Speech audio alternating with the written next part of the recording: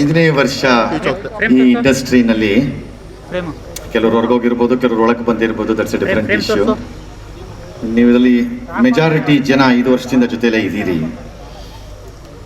ನೀವು ಒಟ್ಟಾಗಿರೋದು ಇದೆಯಲ್ಲ ಈ 5 ವರ್ಷದಿಂದ ಇಷ್ಟು ಜನ, ನನ್ನ ಪ್ರಕಾರ ಅದೇ ಈ ಪ್ರಪಂಚದ 9ನೇ ಅದ್ಭುತ. ನನ್ನ ಪ್ರಕಾರ ಬಹಳ ಕಷ್ಟ ನಿಮ್ಮ ಜೊತೆಗೆ ಇಟ್ಕೊಳ್ಳೋದು, ಅಥವಾ ನಿಮ್ ಜೊತೆಗೆ ಇರೋದು. ಎಲ್ಲರೂ ಹಾರ್ತಾ ಇರ್ತಾರೆ ಈ ಕಡೆಯಿಂದ ಆ ಕಡೆಗೆ, ಆ ಕಡೆಯಿಂದ ಈ ಕಡೆಗೆ. ಕಾರ್ಯಕ್ರಮಗಳಲ್ಲಿ ಆರಂಭದಲ್ಲೇ ಮಾತನಾಡ್ಬಿಡೋದು ಬಹಳ ಸುಲಭ. ನಾವು ಏನ್ ಬೇಕಾದ್ರೂ ಮಾತಾಡೋ ಕ್ಲೋಸ್ ಮಾಡ್ಕೊಂಡು ಬಿಡ್ಬೋದು. ಕೊನೆಯಲ್ಲಿ ಮಾತಾಡೋದು ಒಂಥರದಲ್ಲಿ ಸುಲಭನೇ. ಯಾಕಂದ್ರೆ ಮಾತಾಡಿದ್ದವ್ರದ್ದೆಲ್ಲ ಒಂದೊಂದು ಸೆಂಟೆನ್ಸ್ ತಗೊಂಡು ಹೇಳ್ಕೊಂಡು ಹೋಗ್ಬಿಡ್ಬೋದು. ಎರಡೂ ಲಾಭ. ಮಂಜು ಡಿಜಿಟಲ್ ಅಲ್ಲಿ ಮಾಡಿ ಸಾಧನೆ ಮಾಡಿದ್ದಾರೆ ಅಥವಾ ಇನ್ನೇನೋ ಒಂದು ಆಗೋಗಿದೆ ಅನ್ನೋದಕ್ಕಿಂತ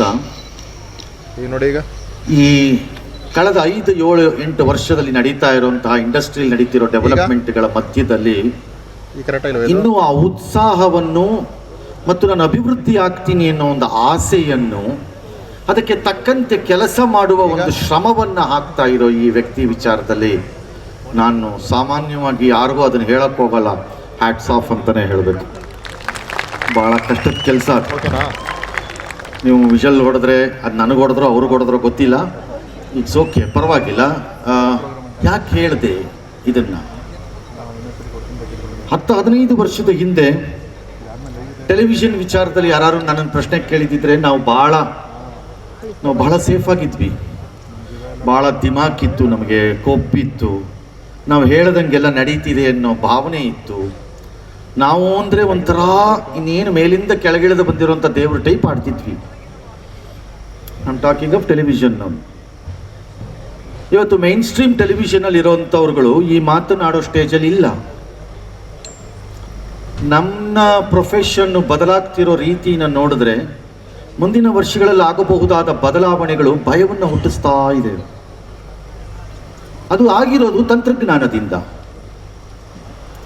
ನಮ್ಮ ಒಂದು ಭಾಗ ಬಲಗೈ ಅಂತನೋ ಎಡಗೈ ಅಂತನೋ ಎಡಕಣ್ಣು ಅಂತನೋ ಬಲಗಣ್ಣು ಅಂತನೋ ಇರೋದು ಇನ್ನೊಂದು ನಮ್ಮ ಕೇಬಲ್ ಉದ್ಯಮ. ಈಗ ಈ ನಮ್ಮ ಇಂಡಸ್ಟ್ರಿನಲ್ಲಿ ಇನ್ನೊಂದು ಭಾಗ ಜಾಹೀರಾತು, ಮತ್ತೊಂದು ಮಗದೊಂದು, ಇನ್ನೊಂದು ನಮ್ಗೆ ನೋಡೋ ಜನ ಇರ್ಬೋದು, ಎಲ್ಲ ಇರ್ಬೋದು. ಬಟ್ ಮೇಜರ್ ಭಾಗ ಈಗ ಡಿಸ್ಟ್ರಿಬ್ಯೂಷನ್ನು, ಕೇಬಲ್ಲು, ಈ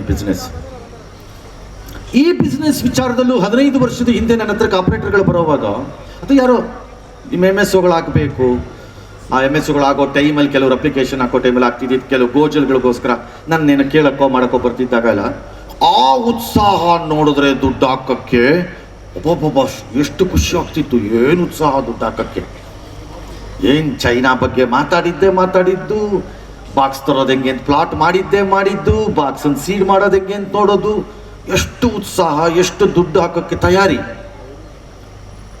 ಇವತ್ತು ಆ ರೀತಿ ಪರಿಪ್ರಮಾಣದಲ್ಲಿ ನಾವು ದುಡ್ಡನ್ನು ಈ ಇಂಡಸ್ಟ್ರಿ ಒಳಕ್ಕೆ ಹಾಕಿಬಿಟ್ಟು ಹೇಗ್ತೀವಿ ಮತ್ತು ಬದುಕ್ತೀವಿ ಅಂತ ಹೇಳೋ ಸ್ಟೇಜಲ್ಲಿ ನಾವಿಲ್ಲ.